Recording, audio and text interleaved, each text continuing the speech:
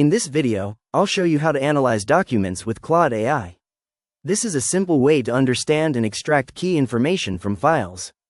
To begin, I'll make sure I'm already logged into my Claude account and on the main Claude screen. Next, I'll click the plus icon next to the message box to open the Tools menu. From the menu that appears, I'll select Add Files or Photos. Now I'll upload the document I want to analyze from my computer. Once the file is uploaded, it will appear in the chat.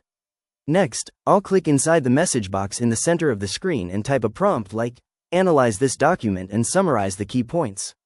Then I'll click the Send button. Claude will process the document and generate an analysis, which may include summaries, insights, or important details.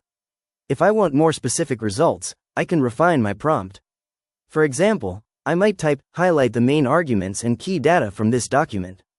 Claude can also help extract specific sections, answer questions, or simplify complex information. Once the analysis is ready, I can copy or download the content and use it for research, reports, or study purposes. And that's it. I've successfully analyzed a document using Claude AI. If you found this tutorial helpful, please consider liking the video and subscribing for more quick AI tutorials and guides.